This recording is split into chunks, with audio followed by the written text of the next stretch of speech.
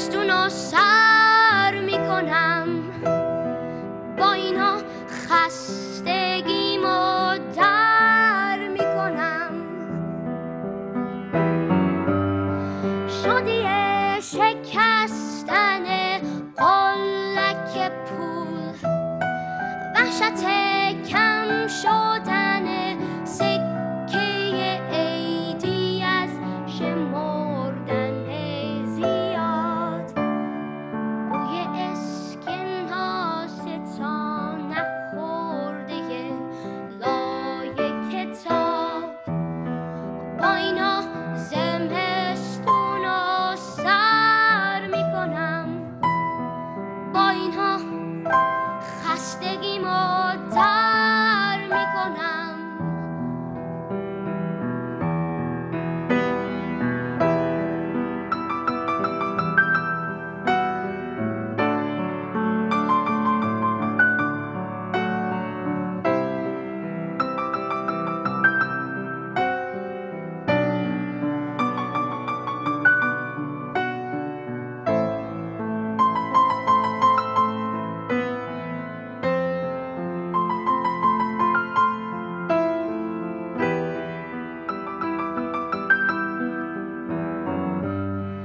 فکر قاشق زدن یه دختر چادر سیاه، شوخ یک خیز بلند از روی بطه های نور،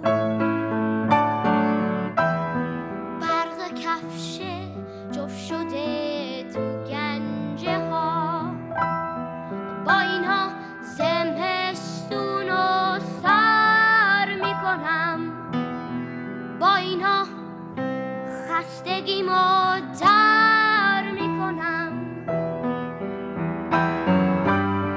عشق یک ستاره ساختن با دولک، ترس ناتموم گذاشتن جریمه های عید مدرسه، بوی گل محمدی که خشک شده لای کتاب. با اینها زمستون رو سر میکنم، با اینا خستگیمو در میکنم. بوی باغچه، بوی حوض، عطر خوب نظری، شب جمعه پی فانوس توی کوچه گم شدن، توی جوی لاجوردی هوسه آبتنی. با اینها زمستون رو سر میکنم، با اینا خستگیمو در میکنم.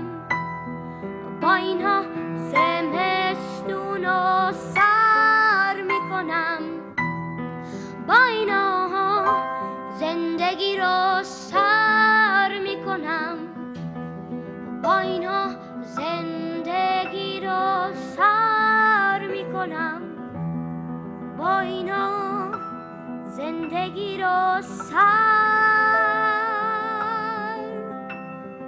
میکنم.